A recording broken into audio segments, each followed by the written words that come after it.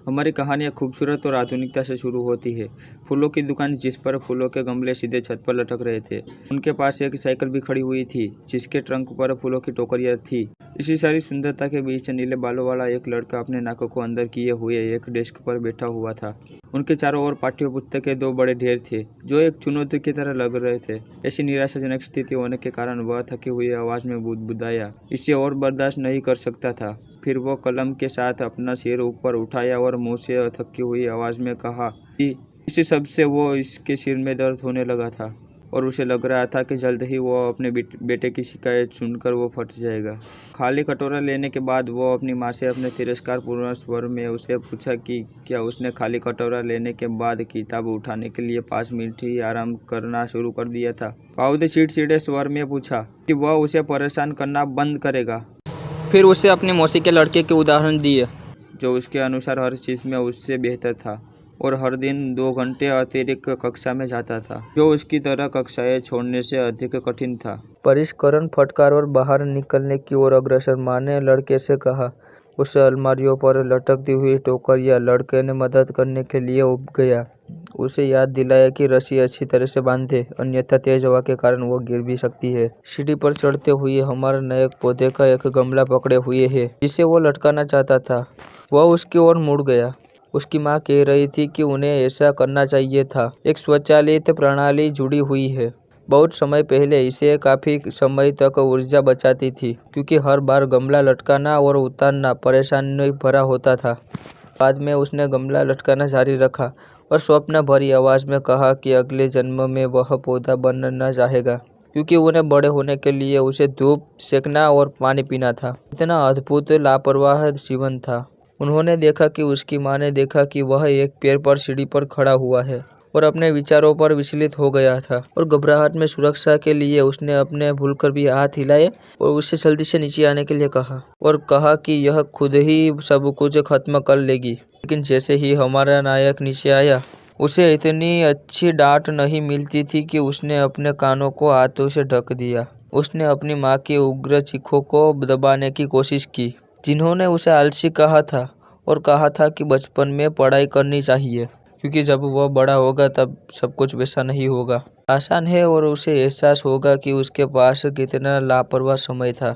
अपनी पढ़ाई के दौरान घर से भागने का मौका हमारे नायक के हाथ में किताब लेकर जमाई लेते हुए सड़क पर चल रहा था और उसे इस तथ्य के बारे में सोच रहा था कि उसकी माँ उसे डांट के कारण उसका सिर फिर से खराब हो गया था। इसके अलावा वो समझ नहीं पा रहा था कि उसकी माँ उसकी शिक्षा के लिए इतनी चिंतित क्यों थी। उसकी राय बहुत परेशान करने वाली, उबाऊ और बेकार थी। साथ ही वह पी शूटर की तरह ज़्यादा ही तेज बात करती थी। वह खेल उसी समय के साथ खेल रहा था। पौधे वाला गमला जिसे फ्लाई ट्रैप के नाम से जाना जाता है उन घरों में से एक खिड़की से उड़ गया जिसके नीचे से हमारा नायक अज्ञात शक्ति के कारण संचलित होकर गुजर रहा था। जिसके बाद वह तेज गति से हमारे नायक के ऊपर गिरने लगा जिसके बिना सोचे समझे जमाई ली और अगले ही पल वो अपने काम में लग गया। एक झटके में आवाज आई और किसी बर्तन को तोड़ना। उसमें से अवशेष निकलने के बाद उसमें से खून से मिली हुई मिट्टी थी। जमीन पर चिपक जाने वाले हमारे नायक को खुद से खून पर लथपथ जमीन पर पड़ा हुआ पाया और उसके सिर पर एक फूलों का एक बर्तन था जिसके अवशेष उसी समय सड़क पर गुजर रहे थे। तो लोग देख रहे थे कि ये क्या हो रहा है और वे घबरा गए, चिल्लाने लगे कि किसी आदमी पर एक बर्तन गिर गया है, एम्बुलेंस, उसे बुलाना जरूरी है। और जैसा कि उसे बाद में पता चला कि ट्रक सेन के पास एक सप्ताह की छुट्टी थी, इसीलिए उनका काम पार्टी द्वारा किया जाना था जिसके अंत में वो और एक बहुत अच्छा काम किया और उसी समय की यादें उस लड़के के दिमाग में अतीत घूम गया था। उसकी आंखों के सामने फैजी का डिनर चल रहा था और अचानक उसके धीमी आवाज में सुना कि जब वह अपने परिवार के साथ मेज पर बैठा था तो उसकी माँ ने उसे मेज पर बुलाया और चावल के एक कटोरा लिया। वह अपनी माँ के द्वारा तैयार किया गया हुआ स्वादिष्ट भोजन खाकर वह बहुत खुश हुआ। वहाँ एक गर्मजोशी एक पारिवारिक माहौल था मेज पर और आश्चर्य की बात है कि किसी ने भी उसे उसकी पढ़ाई के लिए नहीं डांटा था। हालांकि जैसे ही उसने कटोरे से कुछ चावल खाया उसे एहसास हुआ कि कुछ तो गड़बड़ थी, अर्थात चावल का स्वाद। चावल का कुछ अजीब स्वाद था। अगले ही पल उसने फिर से वह चावल की कटोरी को देखा। नायक को चावल की बजाय वही मिला जो गंदगी थी। वह हैरान होकर अपने मुंह से गंदगी को उगलने लगा और सोच रहा था कि वह अपने गंदगी को कैसे खा रहा था। हालांकि अगले ही पल उसने अपने खुद को ऐसी जगह पर पाया जहां वह था ही नहीं। समझे कि वह बहुत ही अंधेरा था और बहुत ही अप्रिय गंध आ रही थी। इसके अलावा उसने महसूस किया कि उसके हाथ भी बंधे हुए थे, जिससे उसे एक असामान्य अनुभूति हुई। ऊपर देखने पर उसने पाया कि वह एक रोशनी थी। ऊपर की मंजिल पर यह जांचने के लिए निर्णय लिया कि वह प्रकाश क्या था। उसने ऊपर उठने की कोशिश की और अगले ही पल में वह जमीन से एक सुनहरी चमक थी, जिससे पृथ्वी के टुकड़े और दिशा की ओर बिखर गए। क्योंकि यह पता था कि एक नया पौधा पैदा हुआ था, जिसके साथ एक सुंदर, जिसके सिर पर गुलाबी कली और तेज पर गर्म धूप की रोशनी थी। वह कोई और नहीं बल्कि हमारा नायक था, जो आनंद ले रहा था। खुशी से चमकते हुए सुहावनी धूप से वह खुशी से अपने आप से कहा कि आखिरकार वह बाहर निकलने के लिए सक्षम हो गया। अगले ही पल में उसकी खुशी अचानक घबराहट में बदल गई, कि उसके शरीर पर उसे कुछ अजीब ही महसूस हो रहा था। इसके अलावा वह उस जगह को देख रहा था जहां उसका हाथ होना चाहिए था। उसे हरे पत्ते के बाद उसके नए शरीर पर उसे जांच करने के बाद पता चला कि उसकी केवल एक ही तना और एक कली और 2 पत्तियां थी, जिससे हमारा नायक सदमे वाली स्थिति में आ गया, क्योंकि वह समझ नहीं पा रहा था कि वह ऐसा क्यों हो गया। सामान्य तौर पर उसके साथ ऐसा हुआ जैसे वह निश्चल खड़ा हुआ था, मुद्रा और यह समझने की कोशिश करते हुए कि यह क्या हो रहा था। उसे धीरे धीरे एहसास होने लगा कि वह एक ऐसा मैदान में है जो सूरज की रोशनी से चमक रहा था और जिस पर उनके जैसे कई फूल थे। सदमे से उबरने के बाद वह थोड़ा होश में आया और आने के बाद वह गुस्से से चिल्लाया, यह कहते हुए कि वह विकल्पों से उनका पुनर्जन्म क्यों हो सकता था, क्योंकि उसे एक फूल बनने के लिए चुना गया था। यह क्या हो रहा है? हमारा नायक खुद को चिल्लाया, क्योंकि वह अभी भी उसके पास नहीं एकमात्र सवाल था।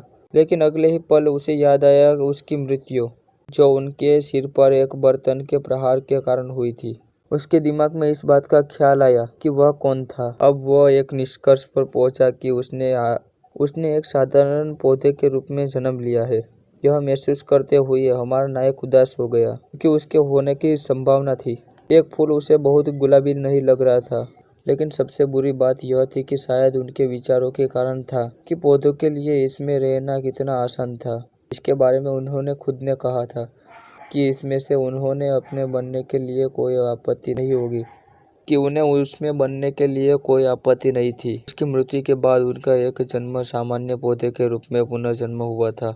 इस विचार मात्र में ही नायक भयभीत हो गया था। उसकी आंखों में आंसू छलक रहे थे, जबकि वह स्वयं ही इस बात पर विलाप करने लगा कि भाग्य ने उसके साथ शब्दों के बिना अर्थ बताए और बिना यह सोचे इतनी गंभीरता से सच हो सकता है। फिर वह जोर जोर से रोने लगा, उस पर गिड़गिड़ाने लगा जिसने ऐसा किया था।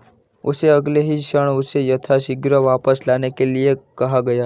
हालांकि उसने जितने भी वेब और उपन्यास पढ़े थे, उन सभी में उसका बोध था। जो नायक दूसरी दुनिया में चला गया था, उसके पास हमेशा अपना स्वयं का सिस्टम था, जिसकी बदौलत वह कुछ ही सेकंड में भगवान बन गया। लेकिन फिर भी उनका पुनर्जन्म की कहानी उपन्यासों और कहानियों के समान थी।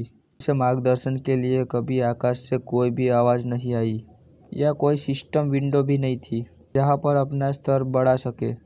यह तय कर सकते हैं कि उसने सिस्टम पर ध्यान नहीं दिया था और वह बस गहरी नींद में सो रहा था। हमारा नायक अपनी पूरी शक्ति लगाकर वो ताकत से चिल्लाना शुरू कर दिया और सिस्टम को आवाज़ देकर उसे जगाने के लिए कहा। उसकी चीख इतनी तेज थी कि आसपास के सभी पौधे डर गए और तुरंत ही उनकी ओर देखने के लिए आशंका। लेकिन कुछ समय के बाद, जिस दौरान कई अप्रिय शब्द बोले गए, सिस्टम से कहा गया कि नई दुनिया में प्रवेश करने के बाद यह पौधा पुनर्जन्म लेने के लिए एक सप्ताह होने के बाद भी कुछ नहीं हुआ। हमारा नायक बहुत ही उदास स्थिति में था। पिछले सप्ताह के सारांश पर यह था। बुरी खबर यह थी कि इस तथ्य के बावजूद कि सिस्टम यह बुलाने के लिए कोशिश कर रहा था, सप्ताह में यह दिखाई नहीं दिया था कि हालांकि यह खबर अच्छी थी, वह जानता था कि वह सिर्फ घास का एक साधारण टुकड़ा नहीं था। हालांकि तथ्य यह था कि वह एक साधारण पौधा नहीं था। यह आखिरी एक अच्छी खबर थी, क्योंकि वह अभी भी था एक साधारण फूल। जिसके पास सिर्फ एक दिमाग था।